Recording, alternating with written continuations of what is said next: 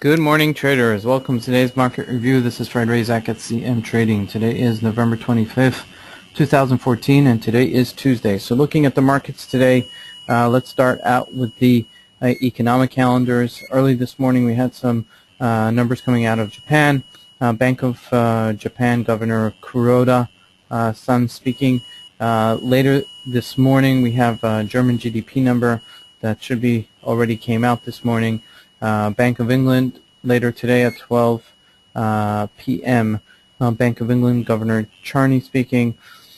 It'd be interesting to see the what that has effect on the GBP. As we know, the GBP against the U.S. dollar has taken a very big slide, and so maybe we'll see some sort of action in it today.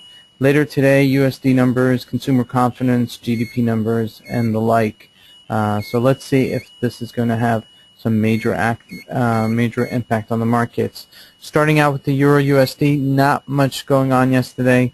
We bounced about 30 pips, 40 pips yesterday. Not a big deal, but you know what? I'm not expecting a big deal from it until we see some sort of consolidation, as we see here on the downside, 123.70, and right now we're just hovering in the middle of that side. On the upside, 125. But this thing has been beaten up so much, so I'd really like to see some sort of a breakout in order to see some sort of buy on it.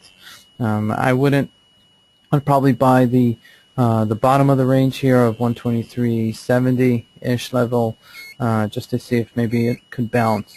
But otherwise, you see it's gone beaten up since last May. We're talking about just a 6 months reversal here. Looking on a monthly chart, just to show you the velocity of how quickly this retreated. It took from August of 2012 to May of 2014 to do this entire, to do this entire rally. So the fact that it's gone down so quickly, so fast, is reminiscent of stuff that happened in 2010 and 2008. So you got to keep a really sharp eye on it. We are on major support here. I would say the real support is 122.56-ish level, 55 level, but we're hovering right there. So are we due for a bounce? Not necessarily. There's nothing to say that we can't go down below 120, which would be a very big support level that I think if we broke, then we could even see 110, 105. Okay, that's on the Euro USD. Looking at the GBP USD, as we said before, it's been really beaten up over the past few months. Looking at a daily chart, just to give you a perspective, big retracement from 171 down to 156. So we are consolidating here. Looking at a weekly chart, hitting somewhat of a support level here, some previous resistance, as you can see here. So it might be a good opportunity to pick this up. On the long side, just have to be very careful where you pick it and put a stop loss, as always. And that's on the GBP USD. The GBP Japanese yen has been very strong. If you're going to buy something, I would suggest buying the GBP Japanese yen. If it does go long, then we could see this taking out maybe 190. This has really done very well.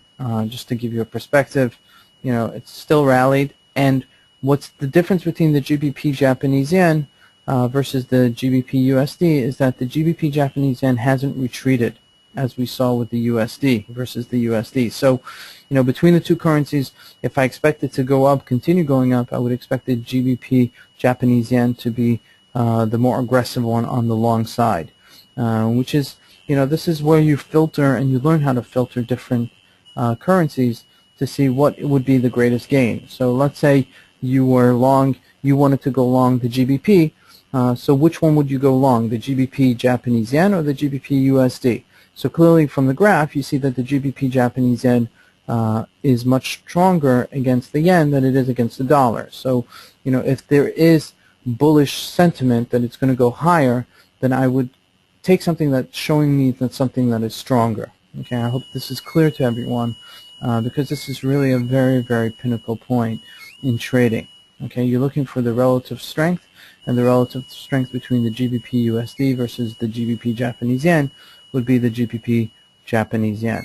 Okay, just looking at these graphs, you see here it's on the upside, here it's retracing, and we're talking about the GBP here. Okay, that's in terms of the GBP. Looking at the gold, just quickly, not much going on. Okay, it bounced a little bit yesterday, but looking overall, as we see, it's still, you know, being beaten up just below 1200 at 1197. Let's see if we can continue taking this up. I don't think we would. I think it's going to retrace a little bit down back to 1180. Might be a good place to short it a little bit just to make this short little run, because as I said before, looking at my favorite Dow Jones, okay, we're again inching higher, inching higher, inching higher. See, they don't give it to you. There's no retracement here. It's just a grind up. And this is probably the most hardest thing to trade, because it's like it goes a little bit, stops, goes a little bit, stops, goes a little bit, stops. Doesn't even retrace, you see. It's just flat lines for a little bit and then, takes it up higher. Like I said, I think we'll hit 18,000 before the end of the year. That's still my target, and, I'm still bullish on the Dow Jones. May be able to get a little bit bearish after the new year, but we'll see.